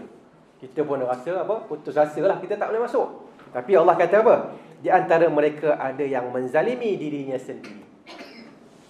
Yang mewarisi kitab, mewarisi Al-Quran kita lah. So kita di mana kat sini? Menzalimi dirinya sendiri. Dan ada yang pertengahan. Serta ada pula yang mendahului dalam melakukan kebaikan dengan izin Allah. Itu adalah kurniaan yang besar daripada Allah. Kat sini kita kena faham, manusia ni dia ada tiga bahagian ni. Kan, yang mendahului banyak buat baik, kan. Buat kewajipan dia buat, yang haram dia tinggalkan. Lepas tu yang ataupun yang sunat dia banyak buat. Maknanya buat wajib, dan yang sunat ditambah-tambah lagi, kan. Okey, haram tak buat, yang makruh pun tak buat. Yang haram tak buat, yang makruh tak buat. Itu yang paling sabiqun bil khairat. Tengah-tengah ni dia yang mana? Dia yang buat wajib, tapi sunat mungkin tak berapa buat sangat. Okeylah, cukup makanlah, okeylah. Kan? Yang haram mungkin dia tak buat, tapi yang makruh masih lagi lagut kan. Yang last kali ni yang terbalik lah. Kan? Dia banyak buat yang haram. Yang apa? Yang wajib ni pun tak berapa betul lagi. Okay? So semua ni sebenarnya masih lagi di bawah mereka yang mewarisi Alkitab. Dia masih lagi di bawah insya-Allah nama wali Allah. Tapi kelas peralihan kita nak duduk selama-lama je ke? Bayangkan, mungkin anak kita ke kita dulu pernah masuk kan. Kita masuk ada kawan-kawan kan dia masuk sekolah Cina kan. Lepas tu dia masuk sekolah kebangsaan, dia kena masuk kelas peralihan. Takkan ada situ 5 tahun? Ada? Tak ada. Kan? Paling banyak setahun ni, lepas tu dah boleh masuk. Begitulah juga kalau kita berada kita bila kita macam tadi kan kita scan balik diri kita ni, ada tak? Scan keimanan tak ada kan? Kalau boleh buat tu memang hebatlah kan. Scan keimanan kita. Kalau kita boleh scan keimanan kita boleh letaklah kita kat mana. Kalau kita berada pada tahap tinggi, istiqamah. Pada tengah-tengah, kena tambah sikit. Kalau bawah tu, memang kena perbaiki. Apa tipsnya nak memperbaiki? Kalau kita zalim, kita kena buat apa? Bertaubat tu ialah betul kan? Bertaubat, cari ilmu. Apa lagi? Yang penting dalam kehidupan, kita kena bersahabat dengan orang yang membantu kan. Situ yang Nabi sebut apa? Sallallahu alaihi wasallam. Nabi sebutkan masalu al-jalisis salih, perumpamaan orang yang berkawan, yang duduk dengan orang yang baik. Seperti orang yang berkawan, yang duduk dengan orang yang menjual minyak wangi, perfume. Sama ada dapat ataupun dapat bau wangi. Kita tak bagi tapi bau wangi je kan. Kalau yang berkawan dengan orang yang jalisis su', kawan yang jahat pula, apa dia? Seperti orang yang berkawan dengan tukang besi. Sama ada percikan api itu kena pada baju terbakar ataupun berlubang, ataupun kalau tak kena yang tu pun bau pun kat situ bau yang busuk. Okey. So kena cari. Sebab tu ini yang dinamakan sebagai hijrah. Kawan saya dulu masa belajar dari dia kita panggil Peru ke Peru Peru kan, yang sebelah Venezuela tu kan. Okay, dia orang Palestin, hijrah ke sana. Dia kata semua benda dia buat dulu. Yang maksiat-maksiat semua benda dia buat. Lepas tu bila dia dapat belajar dekat mana? Dekat Misi Islam Madinah, satu kelas rasa ada pernah lah satu kelas dengan dia kan. Bila dia balik jumpa kawan-kawan lama kan. Dia duduk kat sana cakap apa? Bahasa apa? Bahasa Latin kan. Apa khabar semua, jom kita pergi minum-minum. Bukan minum kopi. Kan? Jadi dia fikir tu dia tak boleh lah. Dia tak boleh bersama dengan mereka lagi dah. Tapi kawan-kawan yang rapat. So dia terpaksa berhijrah. Tinggalkan. Kerana kalau dia tak tinggalkan, sama dia orang ikut dia ataupun dia akan ikut orang balik. Kata aku tak boleh lah. Tak boleh kawan dengan dia orang lah. Kan? So terpaksa. Memang terpaksa asingkan. Jumpa sekali gitu tak apa. Tapi nak duduk sekali memang tak boleh. Okay? So kita pun lebih kurang gitu. Kalau dah nampak kita ni berada di tahap yang kawan-kawan kita mengganggu kita, kan, asal nak solat je tak bagi kan. Kawan ni bukannya bos, kawan. Kalau bos kena cari kerja lain. Kalau kawan ni kan, alah solat kau ni alim sangat lah kan. Baru saya pergi luar di kelas kan, dah alim sangat lah. So macam mana? Okay? So kita kena fikirlah kat situ. Memang kena buat. Jadi walaupun kawan daripada apa lahir kat hospital tu sampailah masuk tadika, masuk sekolah rendah apa semua kan. Dan sekarang kita dah lain dah. Tapi tak apalah, janganlah dengan putus langsung. Putus langsung pun masalah juga. Nanti dakwah tak sampai kat dia. So kita pelan-pelan sikit. Nanti kalau dia jumpa pun, kenapa kau tak nak duduk dengan aku lagi dah? Aku nak solat kau tak bagi. Macam mana aku duduk dengan kau? Kan? Oh ya ke? Penting ke solat ni? Masa tu dia tanya, masa tu lah bagi. Basuh tengok mungkin dia jadi imam, kita jadi makmum kan. Mungkin boleh jadi, okey? Baik. Seterusnya ialah kedudukan ilmu. Ilmu yang menjana iman mempunyai kedudukan yang mulia dalam ajaran Islam. Allah Ta'ala telah menjelaskan kepada kita bahawa orang yang mempunyai ilmu adalah lebih tinggi tarafnya daripada orang yang ketandusan ilmu. Dalilnya dalam surah Az-Zumar ayat ke-9. Amman huwa qanitun ana al-laili sajidan wa qa'iman yahdharu al-akhirata wa yarju rahmata rabbih. Qul hal yastawi alladhina ya'lamuna wal ladhina la ya'lamun innama yatadhakkaru ulul albab. Engkaukah yang lebih baik atau orang yang taat melakukan ibadat pada waktu malam dengan sujud dan berdiri kerana takutkan hari akhirat serta mengharapkan rahmat Allah Subhanahu wa taala, rahmat Tuhannya. Katakanlah lagi kepadanya, adakah sama orang yang mengetahui dengan orang yang tidak mengetahui? Sesungguhnya orang yang mengambil peringatan hanyalah orang yang berakal. Okey. So ayat ni jelas menunjukkan kedudukan ilmu. Tapi kita kena ingat, ilmu ni dia bukannya tahu. Dia bukannya tahu. Ilmu adalah satu pengetahuan yang menghasilkan amalan. Kalau dia masih lagi pengetahuan saja, dia tak cukup kuat. Sebab tu kita tengoklah Rasulullah, para sahabat kan. Bila dia tahu, apa jadi? Contohnya, kalaulah kita tahu kita ni ahli syurga, tiba-tiba jumpa hadis Fadlan kau ni ahli syurga kan, Ahmad kan, Ummu Fulan ke, ada nama kita ahli syurga, apa jadi kat kita? Rasa-rasalah, ada syurga dah, buat apa lagi kan? Syurga lah ni. Okay? Tapi Rasulullah sallallahu alaihi wasallam ayat yang mengatakan apa? Diampunkan dosa terdahulu, kemudian kan? Okay. So Nabi buat apa? Nabi solat, bengkak kaki dia. Aisyah kata, wahai Rasulullah, kenapa buat macam ni? Sedangkan Allah dah ampunkan dosa Rasulullah yang terdahulu dan terkemudian. Apa jawapan dia? Afala akunu abdan syakura. Tidakkah layak aku menjadi hamba yang banyak bersyukur? Yang banyak bersyukur. Okay. So kat sini Rasulullah sallallahu alaihi wasallam dapat ilmu tu bahawa dosanya diampunkan. Dia tak ada dosa. Okey. Kalau dia buat salah pun diampunkan. Kita ni ada tak ilmu bahawa dosa saya ni diampunkan? Ada tak? Saya dah bertaubat. Betul ke taubat tu diterima? Tak tentu lagi kan? Sebab tu kita ni masih lagi di antara al-khauf war raja. Antara apa? Antara takut dan harap. Takut, harap. Dan sesiapa yang mati dalam keadaan takut dan harap, Allah akan, misalnya hadis tu kan, Rasulullah jumpa seorang sahabat, Rasulullah sallallahu alaihi wasallam tanya, kaifa tajiduka, bagaimana kamu dapati diri kamu? Dia kata, aku takut dosa-dosa aku, dan aku mengharapkan pahala lah, ataupun mengharapkan ganjaran lah daripada Allah kan. Okay. Jadi Nabi mengatakan, sesiapa yang berada dalam keadaan ini, nak mati, okay, dan dia takut apa? Dia takut dosa-dosa dia, dan dia mengharapkan pahala-pahalanya. Siapa dalam keadaan ini, Allah pasti akan menyelamatkan dia daripada dosa-dosanya, apa yang dia takut, dan juga memberinya apa yang dia harap. Ini untuk kita lah. Kalau untuk Rasulullah lain, dia dah tahu dah. Dia tahu dia dekat mana semua kan. Okay?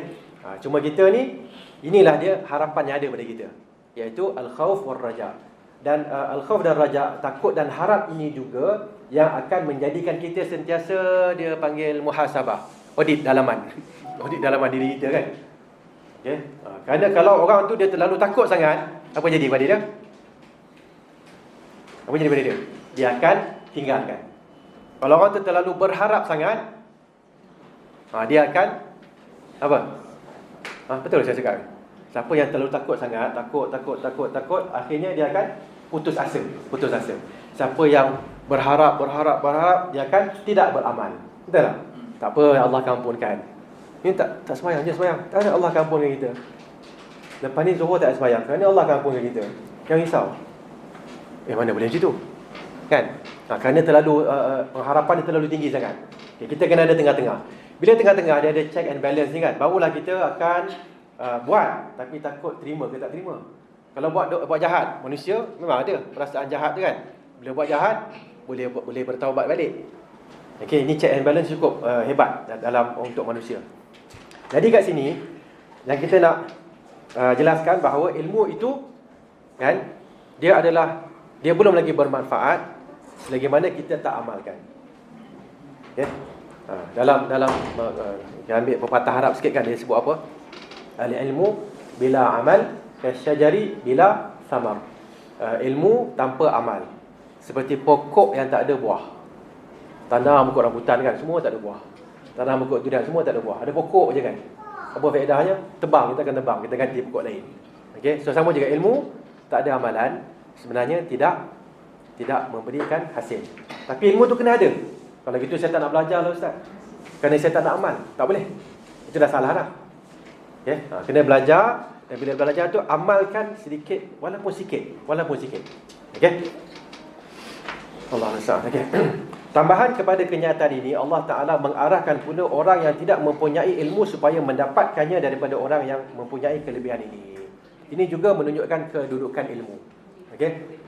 Allah perintahkan kepada kita, ilmu, orang yang berilmu tak sama dengan orang yang tak berilmu. Orang yang berilmu dia akan laksanakan ilmu dia. Okey. Apa lagi tambahannya? Allah perintahkan orang yang tak ada ilmu dapatkan ilmu tersebut. Okey. Jelas dah dengan ini bahawa ilmu itu amat penting untuk menjamin kesejahteraan manusia baik di dunia maupun di akhirat. Cuma kadang-kadang kita akan berat sebelah. Kita akan berat sebelah kan? Apa dia? Kat dunia kita nak ilmu, dekat akhirat tak payah. Betul tak? Berlaku tak? Kan? Dalam masyarakat berlaku tak? Kalau nak dunia, kalau nak dapat A, kena belajar. Boleh jawab. Kan? Tapi nak mati tu tak belajar pun tak apa. Mesti boleh jawab je lah depan Munkar dan Nakir ni. Ya ke macam tu? Kan soalan bocor kan? Siapa Tuhan kamu? Oh, senang sangat. Siapa lelaki yang sampai kepada kamu?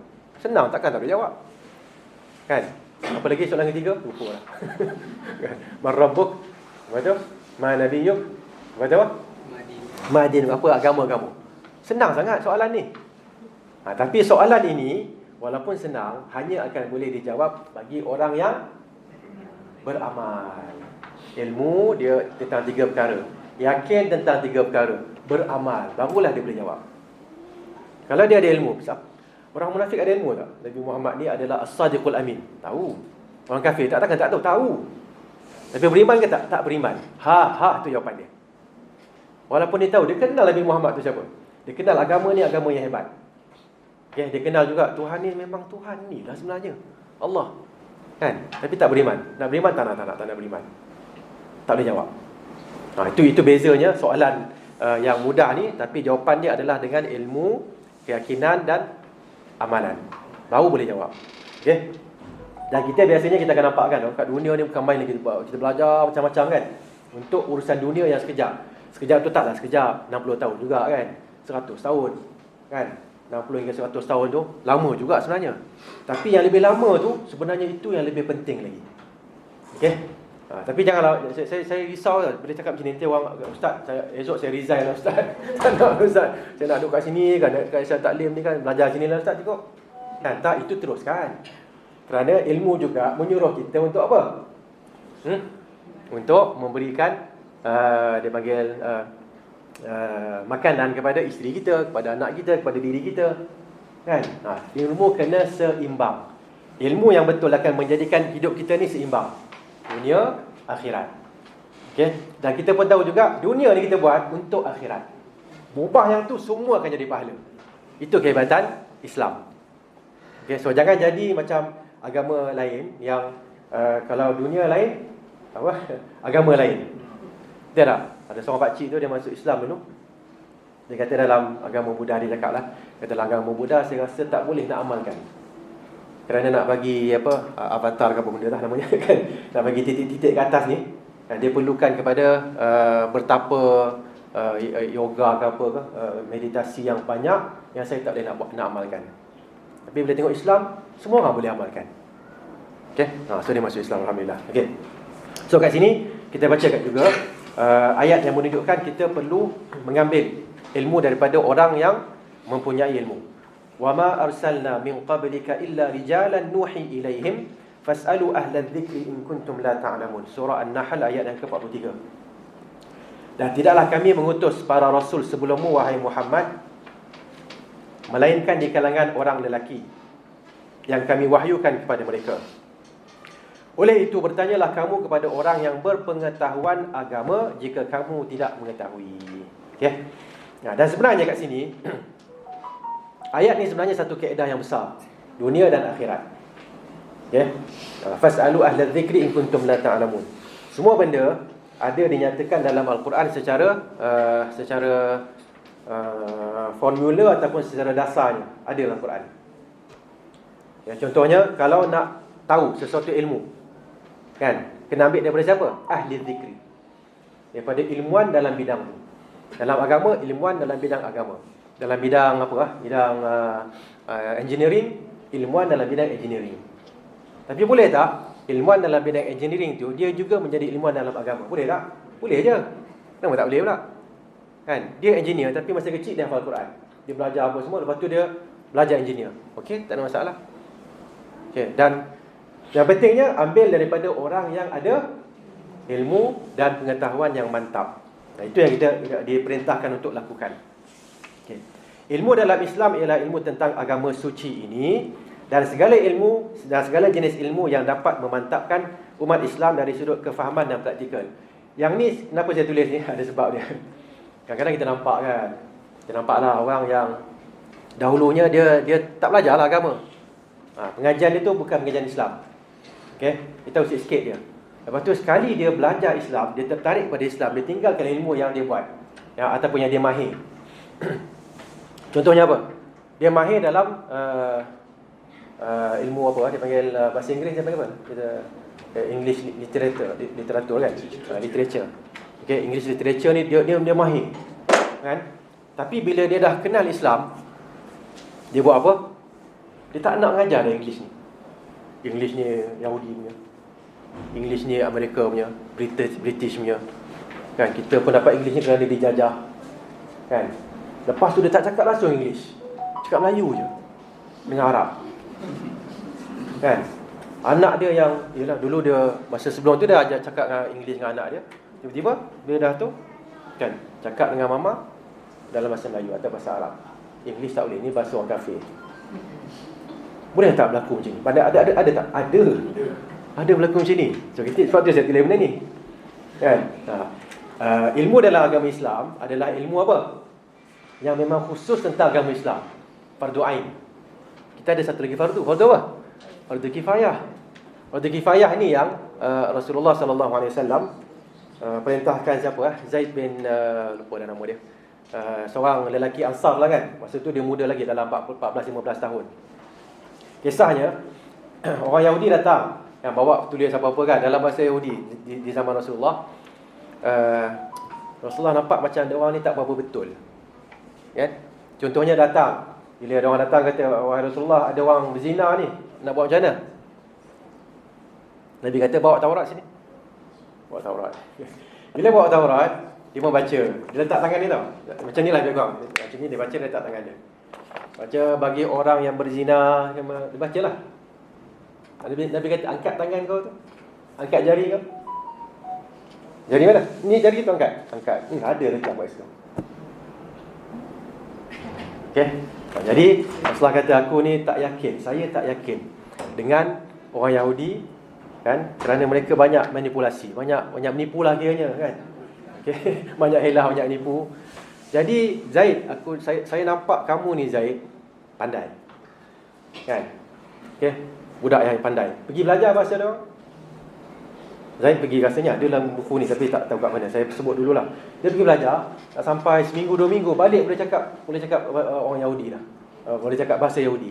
Lepas tu dia jadi penterjemah untuk Rasulullah. Orang Yahudi datang dengar, okey dia cakap macam-macam. Yang orang dipercayai, okeylah. Kan? Yang sebelum ni penterjemah orang Yahudi. Jadi apa pun dia cakap kita tak tahu kan. Betul ke tak betul? Kan? Jadi tulisan pun dah betul lah. Bahasa apa? Bukan bahasa Inggeris, bahasa Yahudi yang paling memusuhi.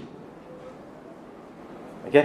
Kita sebut paling memusuhi ni, saya nak bagilah ayat ni kan, nak tunjukkan paling memusuhi sekejap . Ada awatan.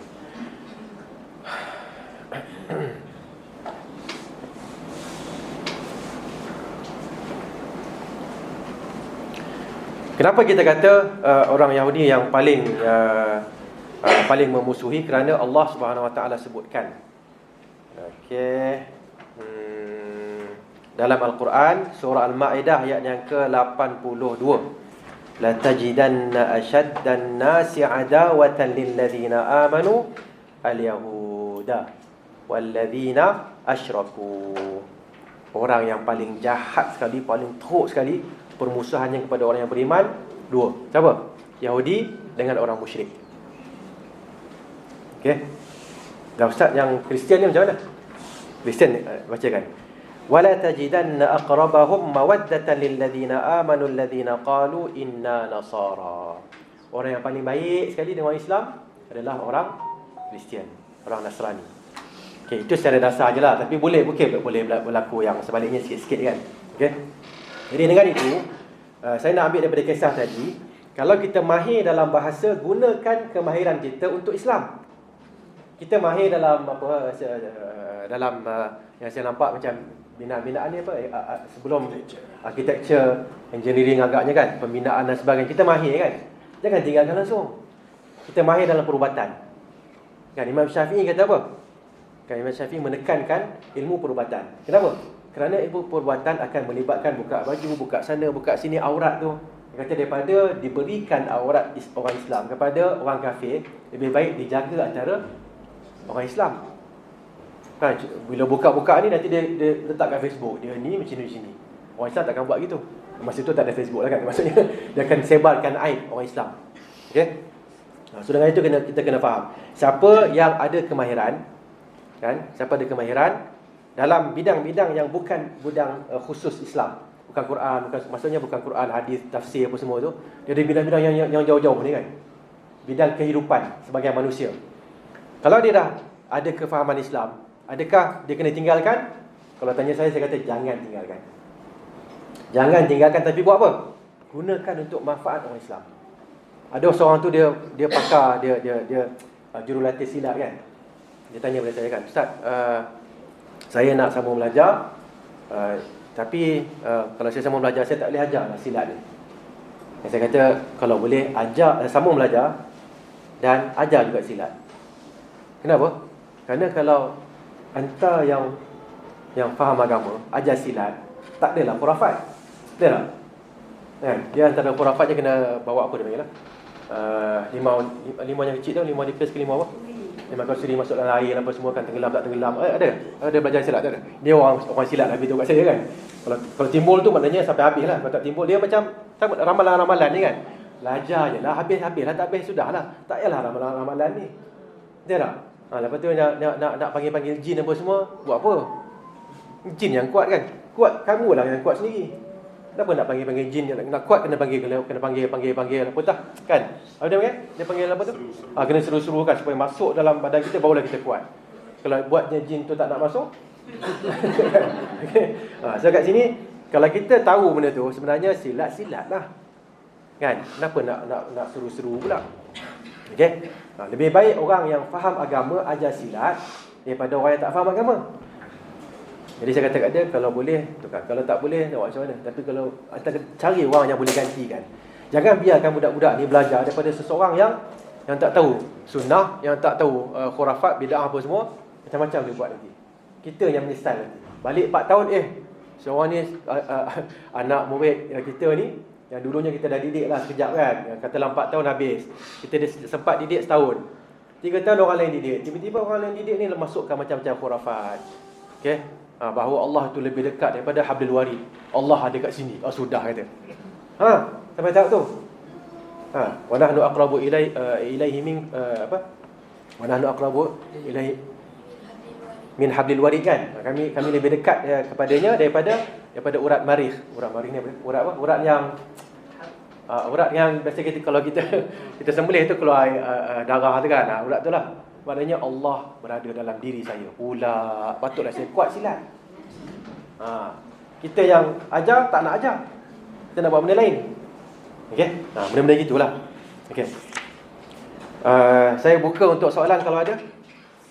Boleh tak Ustaz kita simpulkan petunjuk ataupun indikator keimanan kita ni adalah berdasarkan amalan yang kita buat. berdasarkan ilmu yang kita belajar? Kekerapan amalan ke, kualiti amalan ke, sebenarnya? Ulang balik soalan. Boleh tak saya simpulkan? Level iman kita ni based on amalan yang kita buat setelah kita menimba ilmu. Okey. Level iman yang kita level iman kita adalah berdasarkan amalan kita, berdasarkan pada ilmu kita. Okey. Boleh ke tak boleh kita sebut, kita rumuskan begitu? Jawapan saya boleh. Tapi tambah satu benda. Kita kena pantau juga keyakinan kita. Okey. Kerana iman tu sendiri antara maksudnya adalah keyakinan yang mantap. Mantap ni yang kadang-kadang tak berapa mantap. Iman tu dah ada. Beriman, kita semua percaya. Kan? Allah adalah Tuhan kita. Raditu billahi rabban wa bil islami dinan wa bi Muhammadin rasulan. Dalam riwayat lain wa bi Muhammadin nabiyan. Kan, 3 ni. Mantap ke tak mantap? So, untuk dapat 3 ni kena ada ilmu, betul. Dan kena beramal, ya betul. Bila Allah dah turunkan percaya pada Allah apa semua kat sini kan, ilmu. Dapat ilmu, kita pun beramal. Percaya pada qada dan qadar apa semua. Apalah janji-janji Allah apa semua kita percaya. Tapi lepas itu yang penting adalah apa? Tahap keimanan. Ataupun kita sebut tahap, saya guna perkataan lain lah, kepercayaan, kekuatan kepercayaan. Itu yang kena kita mantapkan. Okay. Kalau bagi bahasa mudah, silat tadi kan. Silat paling tinggi apa dia punya tadi pinggang? Tak tahu, warna apa? Putih ke apa? Tak tahu, wallahualam. Putih kan? Putih kan? Silat paling tinggi putih. Taekwondo paling tinggi hitam kan? Okey, ataupun hitam merah ke apa, wallahualam lah. Tapi ada tak orang, kita cerita taekwondo lah, taekwondo senang sikit kot kan. Dia tak ada khurafat sangat kot. Taekwondo hitam dengan hitam. Bila lawan? Dia lawan kan? Sepatutnya dia tak boleh kalah lah. Pasal dia hitam dengan hitam. Lawan sama lah. Tak. Kerana ni hitam, tapi dia lebih kuat lagi. Dia iman dia ada, tapi lebih kuat lagi, sebab tu dia menang. Bila lawan kan, fizikal bagi kita nampak. Kalau fizikal, ini black belt, ini black belt. Bila lawan, mesti ada seorang menang. Kenapa? Kerana fizikal dia dia lebih menjaga fizikal dia. Yang ni dia dah sampai black belt, syarat semua dah ada, syarat dah naik dah. Dah dapat black belt kena sparring. Dah dapat black belt kena bunga lah apa semua kan. Tapi lepas tu dalam tournament ni lain pula. Dalam tournament yang black belt yang training, mestilah dia menang dengan nak bandingkan yang tak training. Patahlah dia ni. Betul tak? Sesama juga dalam iman lebih kurang begitu. Dia dah percaya Allah. Dia percaya, contoh kita ambil satu je, rezeki. Dia percaya rezeki Allah. Tapi tahap percaya dia macam mana? Kan? Allah Ar-Razzaq pula tu. Maha pemberi rezeki, banyak memberi rezeki. Tiba-tiba bila dompet dia hilang, dia dah mengelabah dah. Macam mana aku nak hidup pagi ni? Dompet hilang tak apa lagi, telefon hilang. Lepas tu tak ada orang. Sudah. Dia kehidupan kita pada telefon kita sekarang ni kan. Kan? Dompet hilang tak apa, dia ada pay apa? Ada QR pay lah apa semua ada lagi. Tapi kalau yang ni hilang, lepas tu dompet pun pergi, we do not take cash. Sudahlah, nak makan apa hari ni? Kan? So, kadang-kadang benda tu dia akan memberi kesan.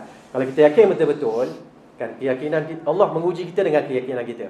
Bila kita yakin tu, Allah akan, macam mana nak sebut Allah akan berikan mengikut keyakinan. Contoh saya bagi contoh. Seorang kawan ni, dia kalau jampi, menjadilah. Tahu tak? Ada orang jampi tak berjadi. Dia buka sini, dia baca. Kan, dia embus sikit, lepas tu dia letak, tutup balik. Orang ambil, minum, segar rasa. Betul, ini benda betul, bukan main-main. Boleh jadi begitu. Ada pula orang, dia baca, orang tu minum tak jadi apa. Ada juga. Kerana jampi ni bergantung pada 3 lah. Satu, orang yang menjampi. Macam mana Ustaz faham lah Ustaz? Okey, senang. Kalau masuk orang yang garang, cikgu garang masuk, apa jadi pada kita? Daripada duduk macam ni, tegak kan? Dia tak buat apa pun. Dia orang garang, tapi masa masuk tu dia senyum. Senyum kita pun kita, dia ni betul. Betul tak? Apa senyum ni mesti ada tepi helah ni kan. Kita pun dah, kalau kita ngantuk je segar dah dia. Segar kan. Kalau dia cakap tu kita tulis. Takut dia tanya balik, nak tengok ke? Tapi kan yang tak garang, Maksud cikgu tak garang macam saya, apa jadi? Kan?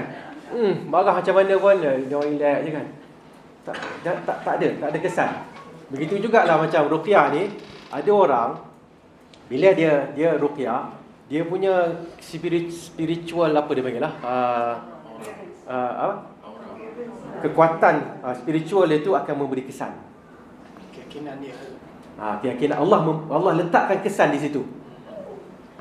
Bagi senang cerita, Ain, tahu Ain? Evil eye. Kan evil eye. Orang yang ada evil eye, kan? Kalau orang pihak yang satu lagi tu tak kuat, dia tengok, cantik kopiah ni, terbakar kopiah tu. Boleh jadi. Kita kat Malaysia kita tak banyak cakap macam tu. Kat negara Arab memang orang kata, Arab Saudi orang kata ada satu kabilah tu memang terkenal dengan evil eye. Dia masuk. Sejuknya kan. Mana kenapa sejuk? Aircon. Sejuk. Keluar, pop masak. Boleh jadi. Ini bukan nak takut-takut kan? Ini adalah Nabi yang sallallahu alaihi wasallam sebutkan.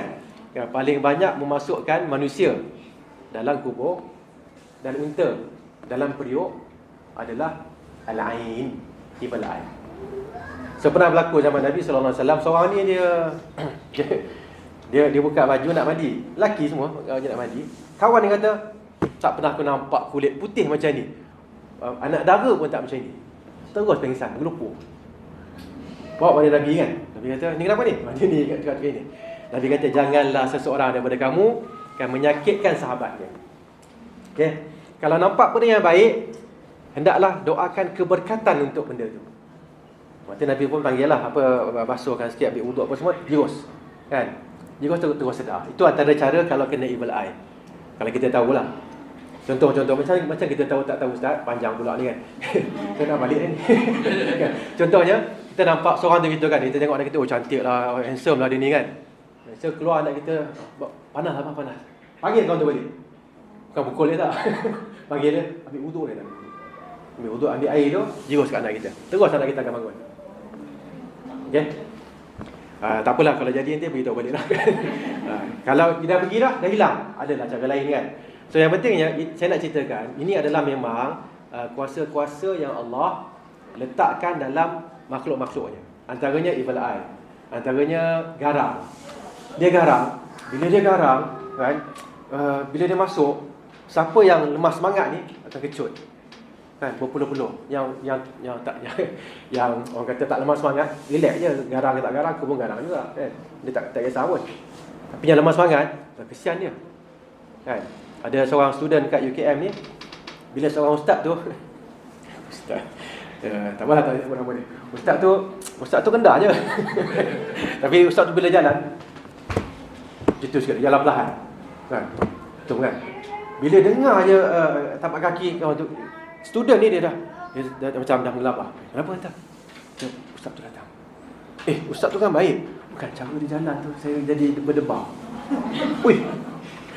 Masa saya jalan, ustaz jalan okey, tak ada sebab. Okey. So memang ada Ibnu Qayyim kata untuk ruqyah ni ada orang yang ada kantong 3, baca pembaca raqi, ruqyah apa yang dia baca, yang ketiga orang yang menerima tu.